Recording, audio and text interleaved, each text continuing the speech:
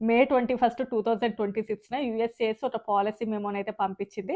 ఇది ఎవరైతే గ్రీన్ కార్డ్‌కి అప్లై చేస్తూ ఉన్నారో వాళ్ళందరికీ కూడా ఇంపాక్ట్ అయ్యేలాగా ఉంది.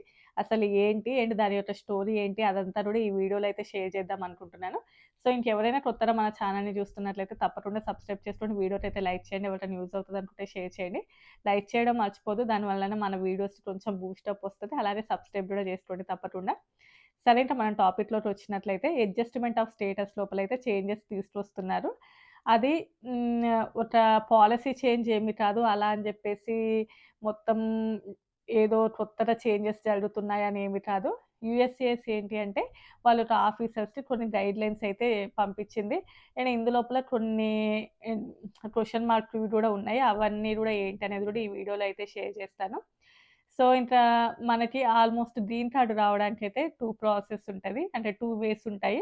ఒకటేంటంటే ఫ్యామిలీ బేస్డ్ గ్రీన్ కార్డ్. వాళ్ళ యొక్క హోమ్ కంట్రీలో ఉండి కూడా దానిని అప్లై చేసుకుంటూ ఉంటారు. ఇది కొన్ని వేరే కంట్రీస్ వాళ్ళు ఎక్కువగా చేసుకుంటూ ఉంటారు. సో, మోస్ట్‌లీ ఇండియన్స్ ఏంటంటే వర్క్ బేస్డ్ గ్రీన్ కార్డ్స్ ఎక్కువగా అప్లై చేస్తూ ఉంటారు. వర్క్ బేస్డ్ గ్రీన్ కార్డ్స్ అంటే ఆల్‌మోస్ట్ ఏదైనా ఒక వీసా మీద యూఎస్ఏకి వస్తారు. అది ఎఫ్1 వీసానే రానియండి, ఐ మీన్ స్టూడెంటే కావచ్చు, హెచ్ వీసా కావచ్చు, ఆర్ఎల్ వీసా కానియండి. ఏదైనా ఒక వీసా త్రూ యూఎస్ఏకి వచ్చిన తర్వాత ఐ-140ని అప్లై చేసుకోవడము. సో, ఇంకా ఐ-140కి అప్లై చేసిన తర్వాత ఎప్పుడైతే గ్రీన్ కార్డ్ కరెంట్‌లో ఉన్నది అనుకుంటే అప్పుడు ఐ-485 సో, దానిని అడ్జస్ట్‌మెంట్ ఆఫ్ స్టేటస్ అని అంటారు. సో, అది సబ్మిట్ చేసి ఆ తర్వాత ఇలా గ్రీన్ కార్డ్ పొందుతూ ఉంటారు. మన ఇండియన్స్ చాలా వరకు కూడా ఈ వర్క్ బేస్డ్ గ్రీన్ కార్డ్స్ పొందుతూ ఉంటారు. సో, ఈ అడ్జస్ట్‌మెంట్ ఆఫ్ స్టేటస్ త్రూనే. ఇందులోపల మెయిన్‌గా ఏంటి అంటే ఈ అడ్జస్ట్‌మెంట్ ఆఫ్ స్టేటస్ వలన యూజ్ ఏంటంటే వాళ్ళ యొక్క హోమ్ కంట్రీకి వెళ్ళకుండా ఇక్కడి నుంచి ఇట్లా అడ్జస్ట్‌మెంట్ ఆఫ్ స్టేటస్ ఆ తర్వాత గ్రీన్ కార్డ్‌కి ఆల్‌మోస్ట్ దగ్గరలో ఉన్నారు అని అనుకో. ఎప్పుడైతే అడ్జస్ట్‌మెంట్ ఆఫ్ స్టేటస్‌కి అప్లై చేస్తారో ఆ తర్వాత గ్రీన్ కార్డ్ అండ్ ఆ తర్వాత ఏపీ అదే అడ్వాన్స్ పేరోల్ అని చెప్పేసి. సో, ఇలాంటివి స్టెప్ బై స్టెప్ ఉంటది. సో, దీని ద్వారా అంటే అడ్వాన్స్ పేరోల్ చేసుకుంటే ఏంటి అంటే మనము వేరే కంట్రీకి వెళ్ళేసి రావచ్చన్నట్లు ఈజీగానే. అంటే ఆ ప్రాసెస్‌లో ఉన్నప్పుడు కూడా అంటే గ్రీన్ కార్డ్ ఆ ప్రాసెస్‌లో ఉన్నప్పుడు కూడా ఏపీ చేసుకున్నారనుకుంటే అలా మనం హోమ్ కంట్రీకెళ్ళేసి రావచ్చు. అండ్ ఈ ఈఏడీ త్రూ ఏంటంటే యూఎస్ఏలో మల్టిపుల్ జాబ్స్ చేసుకోవచ్చు. సో, బిజినెస్ చేసుకోవాలంటే బిజినెస్ చేసుకోవచ్చు. సో, ఇంకా ఆల్‌మోస్ట్ కూడా అన్ని రకాల బెనిఫిట్స్ ఒస్తాయి. ఇంకా గ్రీన్ కార్డ్‌కి దగ్గరలో ఉన్నారు. సో, ఇదొకటి ఉంటది కాబట్టి ఇక్కడ యూఎస్ఏఎస్ ఏంటంటే ఒక చిన్న చెక్ పాయింట్ అయితే పెట్టింది. ఏంటంటే ఈ ఐ-485 ఇది ఆహ్, పెద్ద లా అయితే ఏమీ కాదు. సో, ఇదేమి రూల్ కాదు. జస్ట్ ప్రివిలేజ్ మాత్రమే. అంటే ఇది ఇవ్వాలా? లేదా? అని జెప్పేసి మేము డిసైడ్ చేస్తాము. ఒకప్పుడు ఈ ఐ-485 అదే ఈ అడ్జస్ట్‌మెంట్ ఆఫ్ స్టేటస్‌కి పెద్దగా రూల్స్ అనేవి ఏవి కూడా లేవు. ఆల్‌మోస్ట్ ఈజీగానే ప్రాసెస్ అయితే అయిపోయేది. సో, పెద్దగా అక్కడ రిస్ట్రిక్షన్స్ అలాంటివి ఏవి కూడా లేవు. బట్ ఇక ముందు నుంచి ఏంటి అంటే ఇది ఇవ్వాలి అననేది అక్కడున్నటువంటి ఆఫీసర్స్ చేతిలో ఉంటది. అండ్ దానికోసం కొన్ని రూల్స్ కూడా పెట్టారు. ఫస్ట్ లోపల అంటే దీని యొక్క టైటిల్ జూసినప్పుడు ఆల్‌మోస్ట్ అందరికి గూడా టెన్షన్‌గానే ఉంటది. ఏంటంటే తప్పకుండా వాళ్ళ యొక్క హోమ్ కంట్రీకి వెళ్ళేసి రావాలి అన్నట్లుగానే ఉంది. బట్ దాని లోపల కొన్ని రూల్స్ అయితే వాళ్ళిచ్చారు. సో, ఎవరెవరికి ఇది అప్లై అవుతది. సో, ఎలాంటి రూల్స్ ఫాలో అవ్వాలి అని జెప్పేసి. ఐ మీన్ ఎక్స్‌ట్రార్డినరీ సర్కమ్‌స్టాన్స్‌లో తప్ప ఇంకా దీనిని చెయ్యము అన్నట్లుగా ఉన్నదక్కడ.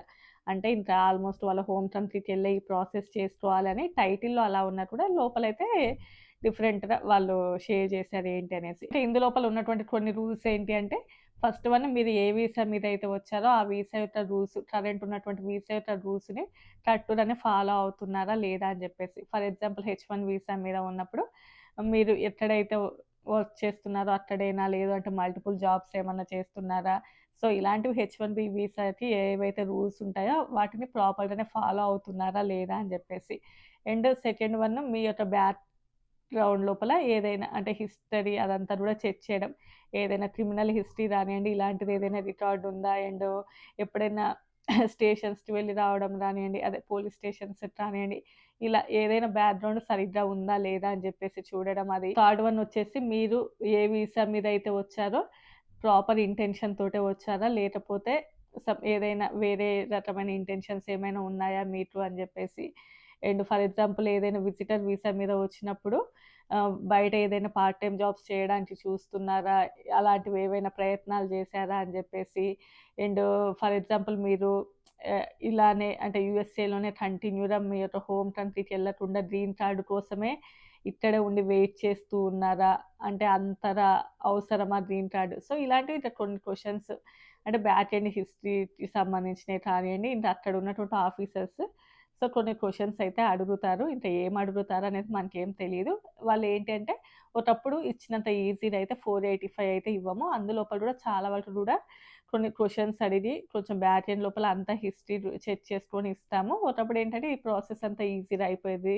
అలా ఇవ్వము అని జెప్పి. అంటే ఇక ముందు నుంచి అడ్జస్ట్‌మెంట్ ఆఫ్ స్టేటస్ లోపల మనం అంతా గూడా నెగెటివ్‌గానే చూడబోతున్నాం అంటే అలా ఏమీ లేదు. నెగెటివ్స్ అండ్ పాజిటివ్స్ అన్నీ గూడా కన్సిడర్ చేస్తారు. అండ్ వాళ్ళు అంటే ఎన్ని సంవత్సరాలయింది, వాళ్ళ యొక్క పిల్లలు ఎంతమంది యూఎస్ సిటిజన్స్ ఉన్నారు, వాళ్ళు టాక్సెస్ ప్రాపర్‌గా కట్టారా లేదా, ఇవన్నీ గూడా కన్సిడర్ చేస్తారు. అండ్ ఎస్పెషల్లీ ఇది ఎవరికి ఎక్కువగా ఇంపాక్ట్ అయ్యే ఛాన్సెస్ ఉంటాయంటే హ్మ్. గ్రీన్ క ఐ మీన్ విజిటర్ వీసా మీద యూఎస్ఏకి వచ్చి మళ్ళీ వేరే వీసాకి చేంజ్ అయ్యేసి అలా గ్రీన్ కార్డ్ ప్రాసెస్ చేస్తుంటారు గదా! వాళ్ళకి ఇది ఇంకొంచెం ఎక్కువగా ఇంపాక్ట్ అయ్యే ఛాన్సెస్ ఉంటాయి అని జెప్పేసి. సో, ఇక ముందు నుంచి అంత స్ట్రిక్ట్‌గానే అసలు ఇంక ఇవ్వకపోవడం అలాంటివేవి ఉండవు.